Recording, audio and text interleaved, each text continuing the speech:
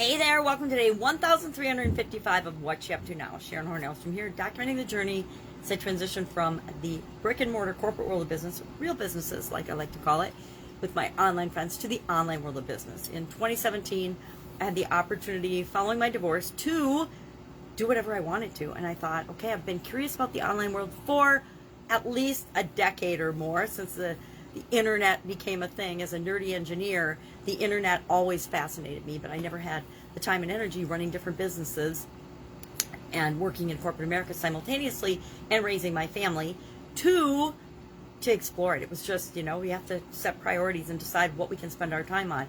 And I remember the first couple days I spent on the internet, I literally stayed up all night long while my kids were sleeping, because my son was just a little guy then and my daughter was just born, all night long, pulling all-nighters when my son was born, and then having to go to work the next day because I was so fascinated by the internet and all the cool things you could find and do on it. And that was in the early days, the very early days, when there wasn't super user-friendly, and it wasn't the way it is nowadays, where you can just go to a search engine and you can find out anything you want.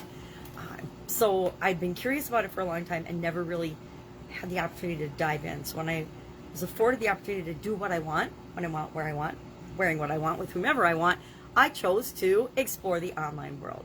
Now, since then, of course, I have made a lot of mistakes. Not even going to pretend that I haven't. Anybody who tells you that this is their direct line to success and you just follow their system and you'll have the exact same success that they have is fibbing to you. They're not telling it to you like it really is. Each and every one of us, no matter how good our mentors and coaches are, we still have to do the work and figure it out ourselves and find out what the sweet spot is on everything we learn and what works for us and what doesn't work for us. Because what works for me doesn't necessarily work for everybody that I interact with. Now, some of my coaching and some of my advice, of course, would work for everybody, but doesn't mean everybody will do it, right? I remember being in a six-figure coaching program in real estate. Wow. Decade and a half ago now, and it was interesting. My ex-husband and I were in it together, and we did very well in that coaching program. We did really, really well. But there were other people in the exact same coaching program that put in the exact same investment that we did that actually never did a single deal. In 2-3 years we were in that they just never did anything. They never did a deal. They never did anything. So all that money was put in because they weren't ready and they had all kinds of reasons, but they just never did. Whereas my husband and I took full advantage of that coaching program, and we definitely got our investment back many times over by being a part of that group and that organization. Same information, same training, same calls, same people, same events, same everything, yet some people will do things and take action on the information, and what they learn, other people won't. And that's just the nature of life.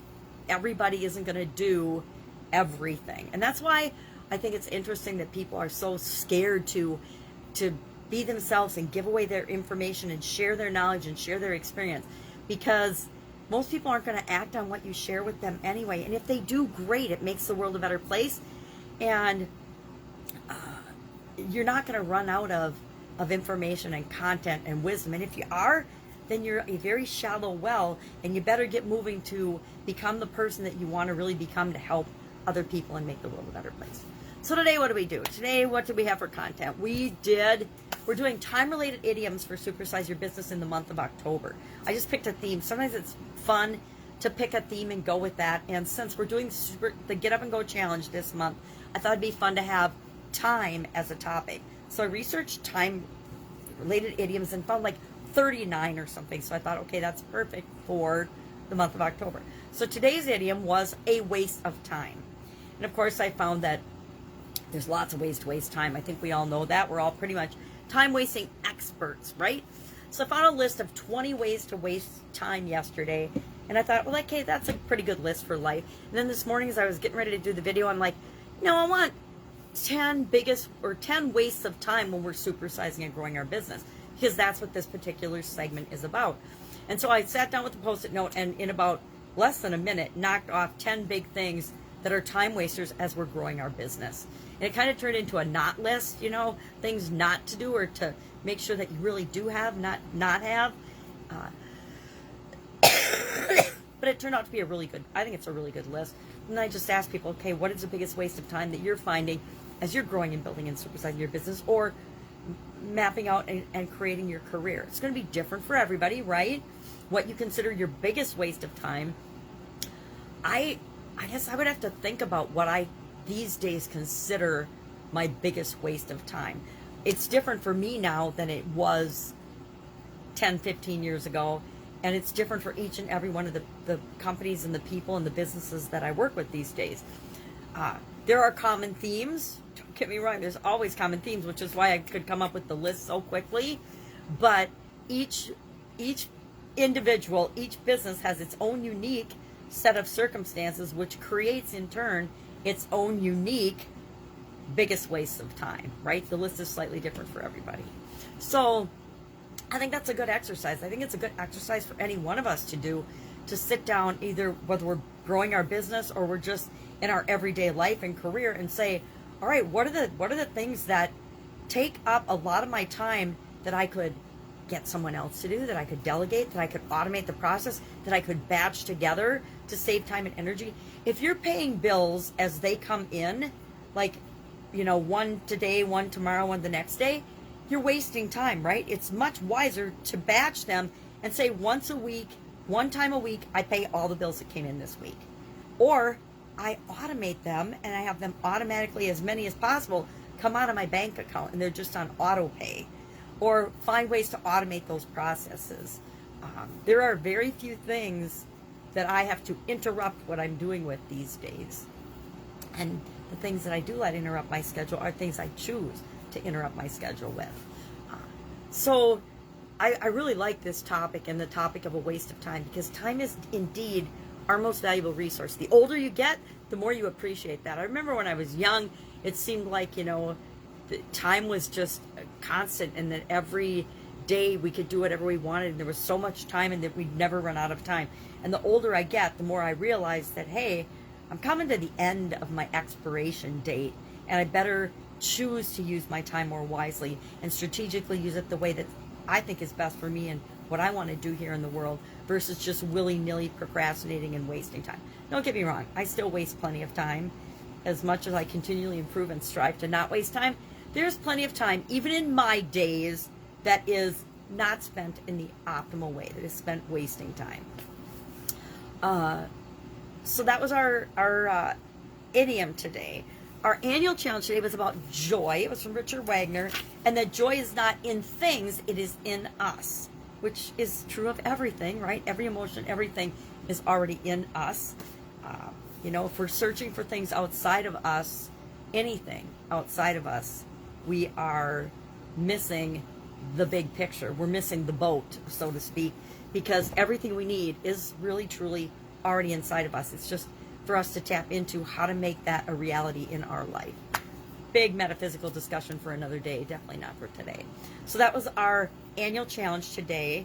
Again, I am working on, and it's probably more time than I've ever spent devoting to an annual challenge before the annual challenge has started.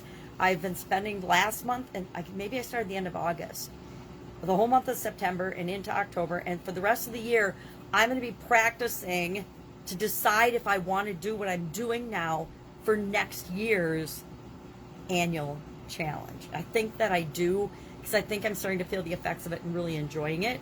But I'm speeding through the process so I can figure out, do I want to do this? And then how am I going to use this as next year's annual challenge? For not only me to do it, but for other people to do it as well. And I think it's going to be pretty simple. The more I do it, the more I think it's going to be easy to do. But I'm starting to get a little excited about it. I wasn't first couple weeks, maybe not going to do it. And now I'm starting to feel the effects, and I'm starting to think, yep, this would be an amazing annual challenge for me, as well as for anybody else that chooses to participate in it and do it right along with me. Again, when we do a little something every day, it makes change, and it makes creating what we want in our life really, really easy. I am feeling so much more centered, and I'm getting to know myself so much better because I'm doing one thing every single day, and it's a little thing that doesn't even necessarily seem like it would be helping me to feel more centered. I mean, joy. Yep, joy comes from inside of us. Well, how is that really in a big way helping me to feel more centered? It isn't, but it is in a little way. And if you do 365 little things, it becomes cumulative. And whatever area or aspect of your life you want to improve, this is an incredible strategy for doing it. Pick and just do one little thing every day. If you want to feel more grateful, and I haven't done a gratitude year because I guess I do it all the time anyway, but we could do a year, do one thing every day that makes you feel thankful or grateful, right? That would be an easy one. And if you just do that, but I already do that and I've been doing it for years, so I'm like, it doesn't feel like that would be a big challenge for me, but it probably would be for a lot of other people. All right, our Get Up and Go challenge today was about finances, our financial situation, our financial story. What is it now? What do we want it to be? And again, we're just picking one aspect of our finances because like our physical well-being or any other area or aspect of our life, it's a big topic. So we can't cover all of it in one run through the SOAP framework. So we want to pick a specific thing so we can use a specific example to use the tools that we share for the S, for the O, for the A, for the P, for the SOAP framework, which stands, of course, for story or situation, options, action, and progress. Those are the 4 cornerstones of the SOAP framework. And so today we talked about using the tool storyboarding, which I learned in college. Maybe I learned it in high school in journalism. I don't even remember, but I learned it a long, long time ago. And it's a great tool for just mapping out and pictorially looking at and then adding a couple of keywords to your current situation. I like it because it takes a lot of the emotions and drama out of the topic. I don't know about you, but for the vast majority of people I work with, including myself, finances and money are a huge belief-laden emotional topic, right? It's tied to our families, their belief systems, our friends, their belief systems, our bosses, our jobs, our experiences, all have some kind of, a lot of them have a financial aspect or component to them. And they've all culminated in what our current situation is, what we feel about it today. And COVID, for people that had never really given it much thought or been financially devastated or lost their job before, millions of people who had never lost a job before lost their job during COVID-19. Millions of people who had never struggled in their business before literally had their business rug pulled out from under them in 2020 because of COVID-19. And so finances and the emotions related to that have actually exponentially skyrocketed in a negative way, or I guess they haven't skyrocketed, they've took a big nosedive into the tank of negativity with respect to the COVID-19 pandemic. And as I'm not even going to get into it, but as changes are happening politically and taxes are going up and inflation's going up and things like that, people are feeling the pinch and the crunch even more. So it's a big topic, and storyboarding helps us to look at it, pick a piece of it that we're going to attack, because if we take it piece by piece by piece, it's not as overwhelming. We can actually see ourselves making massive changes that we want to make, not just the ones that have impacted us, but the changes that are in our best interest that we want to make going forward to improve any area or aspect of our life, but especially our financial area and aspect of our life. So we're working through the SOAP framework on that. Otherwise, still with a little cough and cold, super irritating.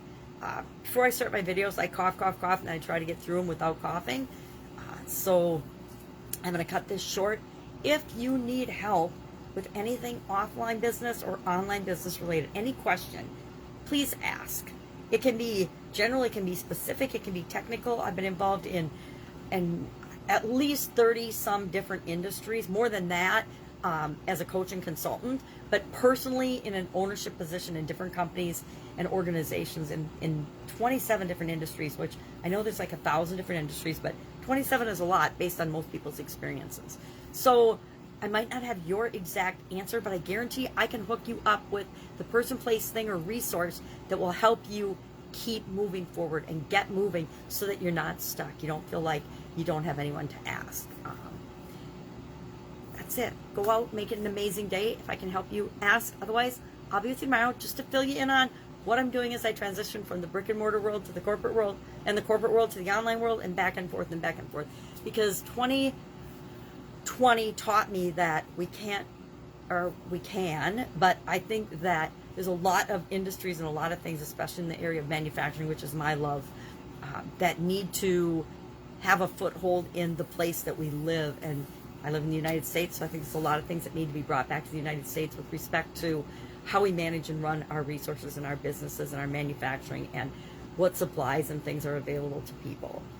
So I am tipping back and forth between the online and the offline world, which I think is my area of expertise. Anyway, have a great day. I will, of course, be with you tomorrow.